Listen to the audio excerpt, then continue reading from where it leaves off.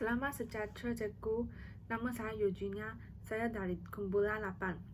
Ahli kumpulan saya adalah Cinggot Jo, Shin Yang, Eric, Lee Chanzhen, Lee Wenchun, Tae Sun, dan Yap Min Tong. Yang pertama, tema perkembangan sains dan teknologi dalam memudahkan komunikasi dan berhubungan antara masyarakat pada hari ini. Ia juga membantu memudahkan masyarakat menyuarakan perasaan tidak puas hati terhadap etnik tertentu. Apakah kesan fenomena ini terhadap kesepaduan sosial? Kesan sosial media atas kesepaduan rakyat Malaysia. Akses internet tidak dapat pisah daripada keperluan harian dalam kehidupan setiap individu pada masa ini. Perkembangan berkat akses internet dalam negara dari 3G ke 5G serta pandemik COVID-19 telah menorakkan penggunaan internet ke puncak. Penghuni internet pantas mendapat maklumat dan berita yang terkini cuma dari hujung jari. Tidak dapat dinafikan kemudahan akses internet telah membukakan peluang kepada penggunaan media sosial yang meluas di kalangan pengguna internet.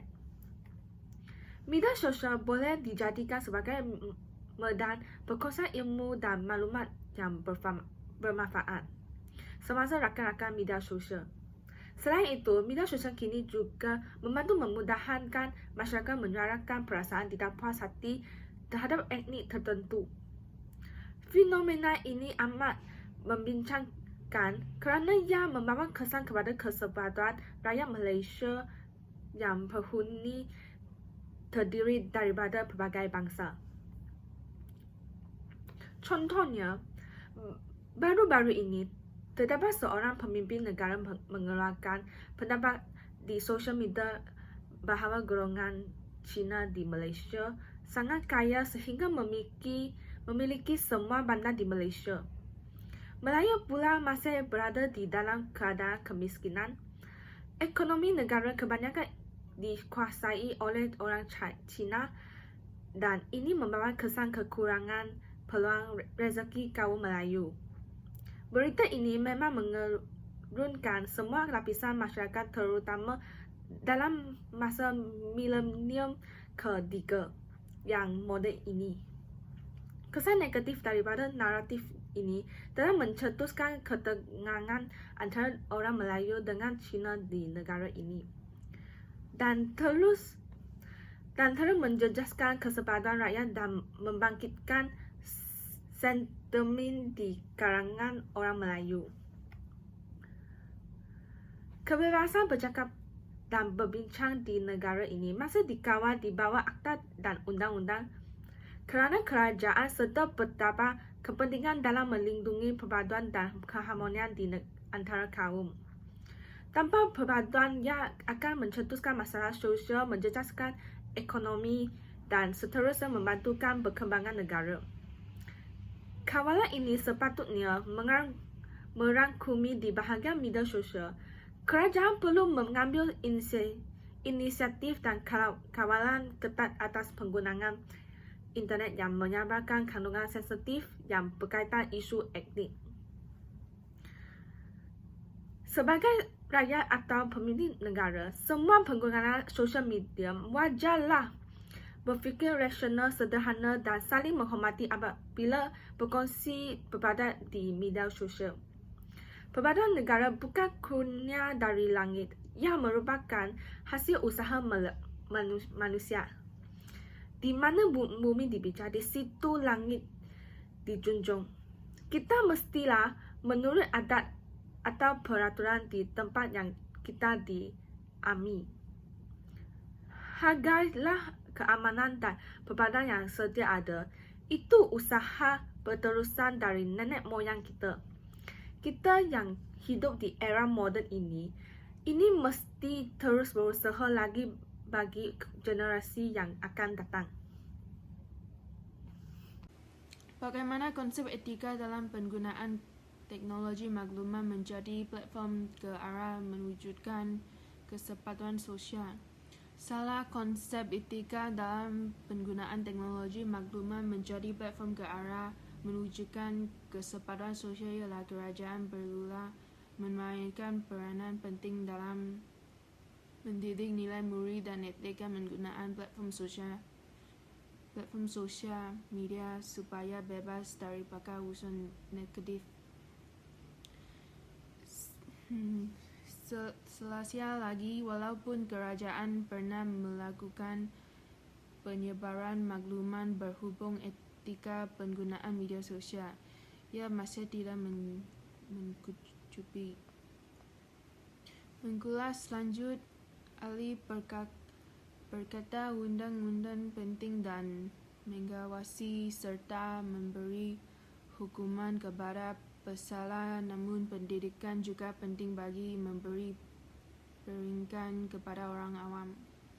Memang dalam masyarakat di mana-mana negara sekalipun sudah ada undang-undang perlu untuk mengawasi serta hukuman bagi mereka yang bersalah, tetapi hukuman sahaja tidak cukup. 23% responden mengaku pernah berkongsi dan menyebarkan kandungan berunsur berjuda terhadap kaum, agama, jantina, seksual dan keganasan. Menurut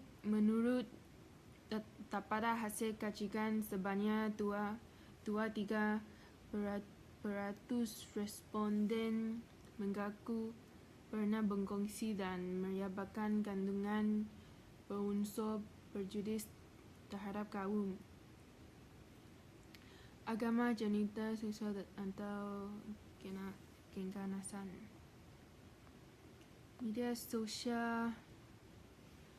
sosial negara telah disambungkan ke internet selama lebih daripada 12 tahun. Daripada mulanya berpikir bahawa internet adalah alat komunikasi kepada pemikiran bahawa adalah bentuk industri kepada pemikiran bahawa sifat asalnya adalah platform untuk pengangguran dan penyebaran maklumat. Pemahaman orang ramai tentang internet terus mendalam. Untuk membina permufakan sosial, kita mesti membersihkan kubus pemikiran,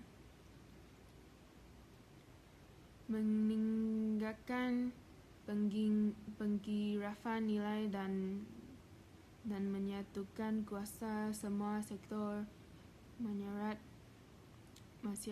untuk bersama-sama menyumbang kepada usaha besar peremajaan negara. Industri media negara saya mengalami perubahan yang mendalam dan tabiat orang ramai menggunakan media juga mengalami perubahan yang besar. Ciri-ciri keterbukaan interaksi, penyataan dan sentralisasi. Media rangkaian baharu telah mengubah cara penjanaan dan menyebaran maklumat, menjejakkan korak penyebaran maklumat tradisional. Dalam media dalam talian baharu, penonton mengembangkan struktur bulatan dan undang-undang komunikasi dikit ke muda tradisional tidak lagi mencukup untuk menjelaskan dan menangani situasi komunikasi rangkaian yang kompleks.